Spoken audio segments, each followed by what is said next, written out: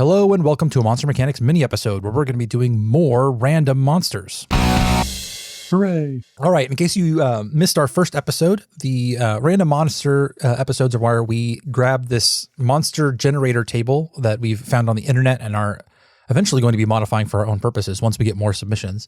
But we just sort of roll on these tables and get some random attributes and then sort of riff off of that. Mm-hmm. So I'm going to start us with a D10 roll to find out what table we're on. Alrighty. Ooh, table number 1. Zach, can you give me a D20 roll? Sure can. That is a 10. 10. Okay, this is the table of characteristics body. So 10 would be a man animal, roughly anthropomorphic body, but animal headed. So this is like a cartoon character or a furry. All right. Alrighty. Let's see where we're going from that. Table number 5. Give me another D20 roll, Zach. That is a 7. All right, so we are on the appendages table. Pistoning limbs. Jab forward with great velocity. Is this a mantis shrimp? Do we have an anthropomorphized mantis shrimp? I'm for it. All right, cool. All right, let's give another table roll, and I'll roll this one. Go for it. Table number 7. Number 1 on table 7. Defenses. Undead neutral, ignored by low IQ undead creatures. Okay, so you can pass unnoticed amongst like zombies. So I'm picturing this as like a world that's been overrun by undead or something. Yeah. And they're just trying to find some manner of dealing with life in a post-undead apocalypse. Yeah, very like Walking Dead or what's the one with Will Smith? I Am Legend. Yeah, where it's just getting by. But to do so, they've genetically engineered these mantis shrimp men. Oh, okay. So these are like the crafted anti-undead soldiers, or even just like if they're ignored by undead, like this is how they deal with their quarantine issues. Their Uber Eats drivers are mantis shrimp men. Yeah. Okay. Well, let's get a little bit more attributes from them. Let's get another table here. That's number 2. Number 2, give me a T20 roll. It's another 10. Another 10. Okay.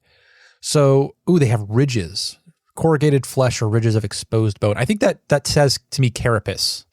Okay. Although admittedly that is not even just a carapace, but even like more armored than that. So maybe that's how they get ignored. They're like ignored by the undead, is that they're not even like perceived as living because they look like rocks or something, right? Interesting, yeah. And they move through the world, and then they have their pistoning arms, their little fist bowling ball hands that they can use if they're going to attack things. And maybe they can, maybe like if you said that they're couriers, maybe you just like strap things onto them and they just carry them from place to place. Like they're just. What if So we've mentioned that they're sort of ignored by undead, but what if this is like millions of years after a zombie apocalypse, and like undeath is just like a state of being for this world, and the human civilizations or whatever previous civilizations have long succumbed to this undeath, and these mantis men are like the next stage of evolution that are able to survive and move out from the oceans. I dig that. And so like they're this way because they were what was able to adapt and survive in this harsh undead world. I'm thinking if it's millions of years after, I like the idea that instead of it being like strictly zombies, it's more like ghosts, where it's like the after image of souls that have like left their mark on the world. And so these ghosts are like untethered desires, like these earthly unfinished desires and things. And so like they're always whenever they see a creature, they like want something from them. And then these creatures have evolved to be very, to look like they don't have anything for you. Like they to not even read as alive in order to have these ghosts not haunt them. Interesting. They sort of sidestep the ghost programming by being unrecognizable as a sentient creature. Exactly. Yeah. They are playing themselves as though they're just mindless animals, or even maybe automatons or something like that. Where this is kind of a tangent and unrelated to this particular monster, but I kind of love the idea of ghosts like reacting to things that they think are human but aren't. Oh yeah. So like there's like someone who's like haunting a television set that's like just left on, I like that. like a daytime talk show or something. I like that. That's very cool. Okay, well we've got our interesting like ghost worlded mantis shrimp man who like wanders around. That's cool. Let's do another one. Alrighty. Go ahead and give me another D20. We're on table 5 again, which is I think limbs. Yep, right. Limbs. So this is a roll of 17. Ooh, 17. So whatever this thing has, it has large, oversized hands. Interesting. Okay. We're going to roll another one. I'm going to do the attacks page. Okay. Ooh, okay. So it has large, oversized hands, and it is a spirit leech. This is number 18. It drains life by touching things. So that says to me that these, I mean, obviously the hands of whatever this creature is. Okay, cool. Interesting. Let's kick it up a notch. Give me a D20 roll. We're just going to go straight to the weird traits table. Sure. 9. So this one is an undead. Okay. So we had one that could avoid undead before. Now this one isn't. Well, that makes sense if it's got life leech capabilities. Okay. I'm going to roll one on the body characteristics real quick. So we can find out what kind of, 20, that's always good. Starfish, not necessarily aquatic. So it's an undead starfish with large hands. Ooh. So are you thinking like hands at the end of the starfish things? Or I'm thinking that it's like a human hand that has like the fingers splayed out starfish style. Okay. Like that's this whole thing's body configuration. It's just one big hand. So we're thinking like a Addams Family. Like I'm thinking like this thing's big enough. My thought is that it like a facehugger, except it grabs onto the back of the head. So you have these big fingers like wrapping around the sides of the face. Mm-hmm. And then it acts as a parasite to like suck the living energy out of people. Oh, that's horrifying. Yeah. Let's get let's get some more attributes here. Sure. That is table number 2. Skin. Give me a D20 roll. It's a 17. Ooh, and it's transparent. Internal organs and half digested foods are visible. Oh, so I'm picturing this is aquatic. Yeah. This thing was originally aquatic. It's now undead, but it was originally sort of an aquatic creature of some sort. So I'm loving the idea that like you can go swimming and like you're just swimming along and something will grab the back of your head and attach itself. I also like the idea that when it's in water, its transparent skin itself is the same refractive index as water. So all you see are the bones and the organs moving through the water. Like you can't see the flesh over it at all. So you kind of got the gelatinous cube kind of set up where I like that.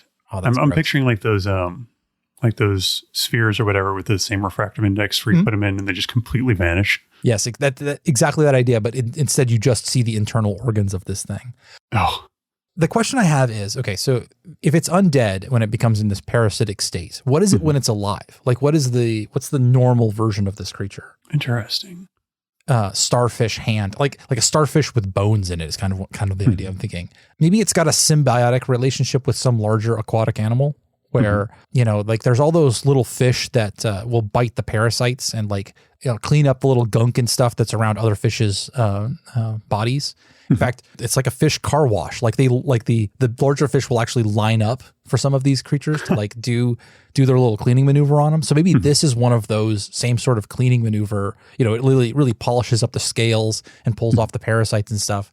And then under normal circumstances, what the bigger fish don't perceive, or like whales and dolphins and things, is that this thing is also like just nibbling at the edges of their life energy. Like it's taking some of the magical like animation from their souls or animal energy or something like that. It's just living a little bit off the internal magic for these creatures while it does its other services, just as it's a little payment, right? Mm-hmm. And then when something goes haywire, it then like sucks all of the, like it starts like leeching like a vampire off of this energy instead of just nibbling around the edges. So maybe there's some other fish in the ocean that like this thing just has like an averse reaction to, like feeding off the life force of this particular fish just straight out kills it and brings it back as this undead creature. Yeah.